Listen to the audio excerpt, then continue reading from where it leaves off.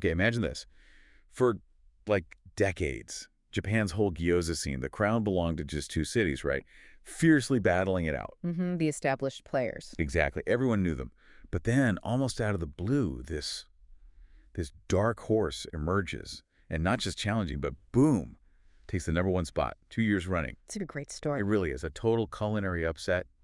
And it just makes you think, how on earth did they pull that off? And that underdog, that unexpected champ, that's Miyazaki. So our deep dive today, it's all about Miyazaki gyoza. Okay. We're looking at not just, why it's so tasty, but how it became this national thing, this sensation, and the really unique culture surrounding it. It's actually a fascinating look at regional pride and smart strategy, too. Absolutely. So our mission today, basically, is to unpack how Miyazaki shot up the ranks like that, explore what makes their gyoza different, or maybe why having no single thing is its biggest strength. Right. That's a key part of it. We'll dive into the local culture, how that plays a role, and even give you some tips on where you could actually go to try this phenomenon for yourself. Should be a delicious ride.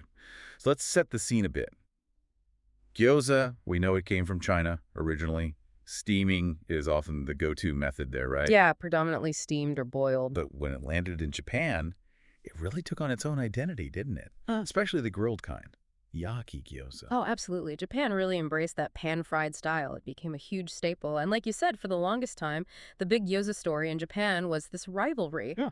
Utsunomiya City versus Hamamatsu City. They were the giants, always competing for who consumed the most gyoza nationwide. That was the narrative. And then the plot twist.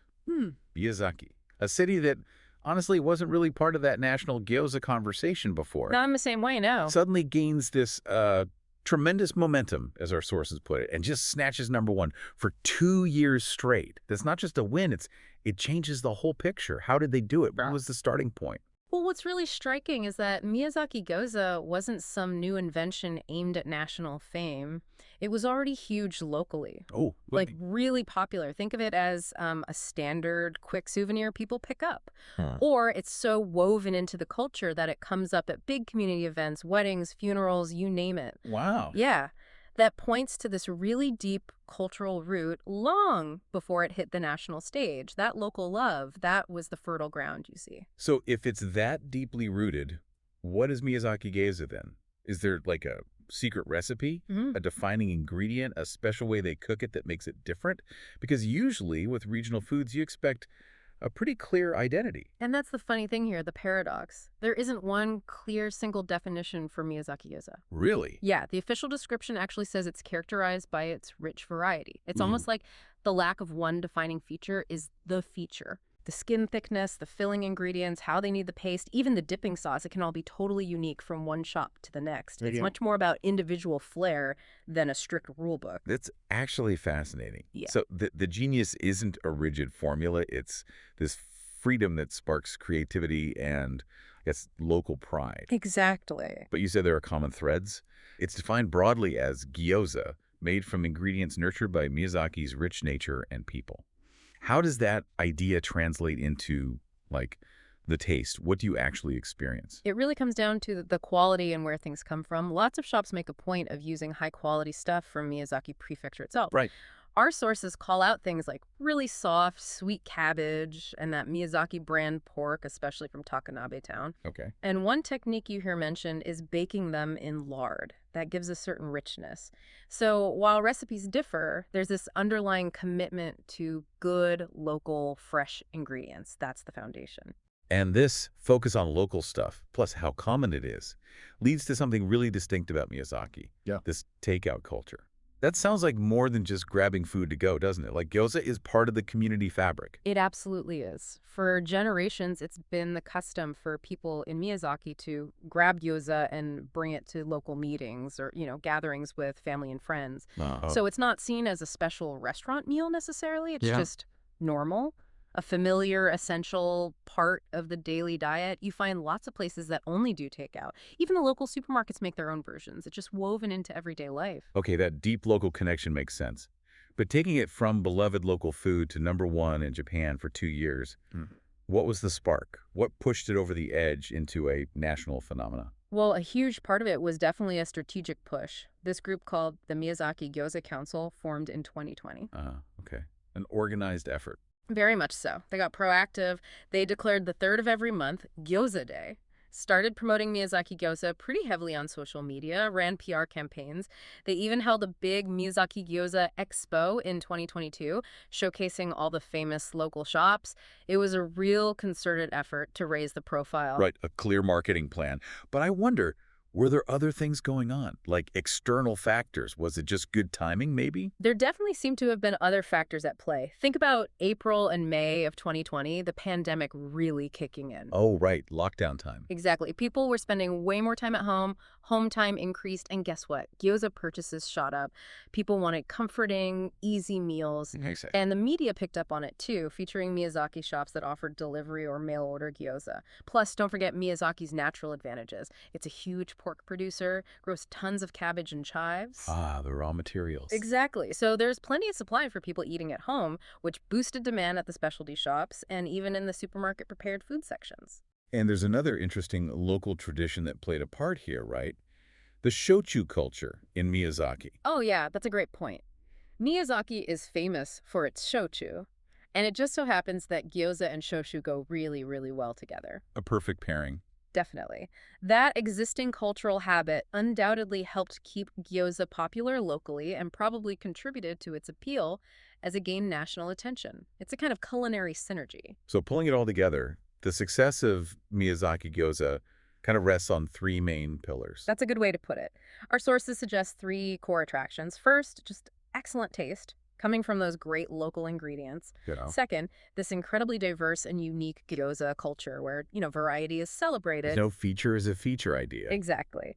And third, that really ingrained takeout culture, making gyoza a fundamental part of everyday life, not just a treat. Let's dig into that first one a bit more. The excellent taste created by the richness of ingredients. Paint us a picture of what makes the flavors pop in Miyazaki Gyoza. Well, Miyazaki is just an agricultural powerhouse, really. Huge pork producer, like we said, known for fantastic cabbage and chives. Right. Take Takanabe Town, where one of the famous gyoza factories is. It's the top cabbage producer in the whole prefecture. They grow this incredibly tender, sweet, high-quality cabbage, often using minimal pesticides, sourced fresh daily from local contract farmers. Oh, daily. Except in summer, yeah. So the gyoza makers there, the artisans, they really focus on maximizing those fresh local flavors. And often each restaurant has its own unique way of doing that, its own twist. It's all about letting that local bounty shine. And that naturally flows into the second point, the richly diverse and unique gyoza culture, where, like you said, there are as many different kinds of gyoza as there are stores. What's that like for someone visiting, wanting to try them? It means you're in for a real culinary adventure. It's actually becoming a tourist draw in itself. Oh, interesting. Food tourism for gyoza. Exactly. People are traveling to Miyazaki specifically to taste and compare all the different styles, to find their personal favorite. So it's turning into this emerging food tourism resource. The journey of discovery is part of the fun. And finally, that takeout culture and daily life aspect. It really hammers home that for locals, gyoza isn't just for special occasions. Not at all. It's familiar, it's comforting, it's just part of the routine, an essential piece of their daily diet. And it's often enjoyed together, right? At home, at gatherings, because of that custom of grabbing some to share. It really highlights the communal side of food there. Okay, now I'm definitely hungry. We understand the culture, the diversity. Where can you actually go to taste these? Let's talk specific spots. Where should you start your Miyazaki gyoza tour? All right, let's dive in. We've got three really good examples here that showcase the range. Gyoza no Yodogawa, Kurobe, and Yatai Bone. Each offers something a bit different. Okay, first up, Gyoza no Yodogawa. What's their story? What makes them special? Yodogawa is super popular in Miyazaki City. Interestingly, the owner is from Kansai, trained in Kobe's Chinatown, and get this, grows his own vegetables for the gyoza. Wow, farm-to-table gyoza. Kind of, yeah. So besides their standard grilled ones, they do four other unique flavors like garlic, shiso, and even toritama, which is chicken and egg. And they have these kawari dan gyoza, unique gyoza, filled with things like fresh farm veggies, shrimp with shiso cheese, green onion miso, all hand-wrapped when you order. Sounds amazing. And it's not just gyoza, it's a full izakaya too, so you can get drinks, other small plates, make a whole meal of it. That homegrown touch sounds great. Okay, next, Kurobe. That name feels like it has some history behind it. It definitely does. Kurabe is a real institution in Nishitachi, downtown Miyazaki. Been around for over 60 years. Oh, wow. They stick to methods passed down from the original founders, who were actually repatriates from Manchuria. The current owner opened this specific spot in '79, and it's stayed strictly gyoza only ever since. People come from all over Japan for it. Gyoza only. That's commitment. What are they like? Their yaki gyoza, you get 8 pieces, are totally handmade. Filling is cabbage, onion, chives, garlic, and ground beef. And they're lard baked, which gives them that signature golden brown, crispy bottom, but still chewy on top. Oh, and a cool detail. They pre-process the garlic somehow so it doesn't leave you with dragon breath. Haha. Nice touch. A classic with a secret weapon. Okay, last one. Yatai bone. Sounds like it's right in the middle of the action, being in the wholesale market. Exactly, right at the source. It's located in the Miyazaki City Central Wholesale Market, so naturally they're famous for using super fresh veggies about right there first thing in the morning. Can't get fresher than that. Pretty much. They actually started out more known for ramen, but their gyoza built up this amazing reputation too. And the owner, he's actually the first president of that Miyazaki City Gyoza Council we mentioned. Ah, so he's really driving the whole movement. Very passionate about making Miyazaki a sacred place for gyoza, as he puts it.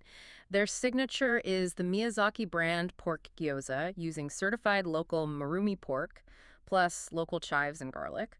They have this unique 3-stage, low-speed mixing method for the filling.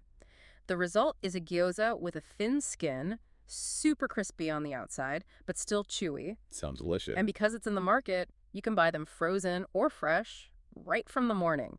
Super popular as souvenirs or gifts to take home. It's so clear, isn't it? Each place has its own distinct character, its own approach. Yeah. Really shows off that diversity we were talking about, even under the one Miyazaki gyoza banner. Now, obviously, if you're traveling all the way to Miyazaki for this incredible gyoza, you'd want to see some other sites too, make a real trip of it. What else is nearby? What should listeners check out? Oh, absolutely. Miyazaki has some beautiful and interesting spots. First one that comes to mind is Aoshima Island. Aoshima, okay. It's a small island, only about 1.5 kilometers around, but it's considered a real power spot. It's got this amazing tropical vibe, lots of subtropical plants. The main feature is Oshima Shrine, really popular for good luck charms, especially for marriage. Oh, wow.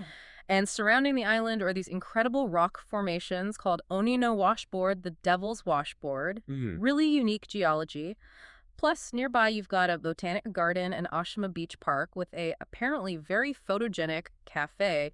It's become quite buzzy, attracting tourists from everywhere. Sounds lovely. And for something maybe with a bit more history, tapping into those ancient myths. For that, you absolutely have to visit Amano-Iwato Shrine. This is a major historic shrine, one of Japan's most famous power spots. It features in the old chronicles, the Kojiki and Nihon Shoki. Right, the sun goddess story. Exactly. It enshrines Amano-Iwato, the cave where the sun goddess Amaterasu supposedly hid, plunging the world into darkness.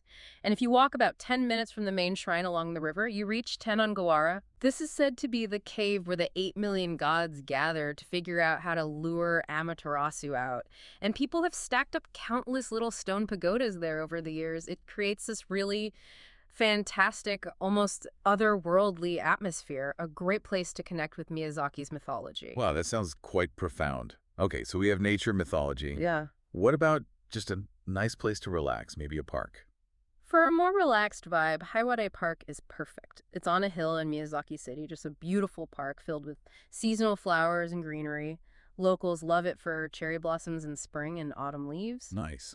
Its main symbol is the 37-meter-tall Peace Tower, and you get spectacular views over the city from up there. And inside the park, there's the Haniwan. Haniwan? Yeah, it's this garden with an ancient feel, filled with about 400 replicas of those terracotta Haniwa figures you find in old burial mounds. Gives you a little glimpse into ancient history. Plus, it's got sports fields, even an artificial ski slope. It's a big park with something for everyone, really. So you really can build a fantastic trip around the gyoza mix in the food with nature, ancient myths, local parks. What a great combination. Well, we've certainly taken a deep dive today into Miyazaki gyoza, from, its totally unexpected rise to the top to its super diverse, everyday kind of culture and those specific places that make it so unique. It's been quite the story. It really has. And if you sort of connect it to the bigger picture, Yeah. the Miyazaki gyoza story is a fantastic illustration, isn't it? It shows how A regional food, something deeply rooted in the local way of life, Uh-huh. when it gets that support, that strategic promotion from the community, it can absolutely achieve national recognition. It can even become a real driver for tourism. It just highlights that powerful link between food, local identity, and even economic success. So what does this all mean for you listening? Well, whether you're now planning your own gyoza adventure to Miyazaki, or maybe you're just curious about how regional food cultures work, this deep dive really shows how something as simple, seemingly simple as a dumpling can tell such a rich story. A story of local pride, of innovation, of community. And maybe it leaves us with a question to ponder. What other everyday foods in other regions, maybe even in your own area, might have similar hidden depths, similar surprising stories just waiting to be uncovered?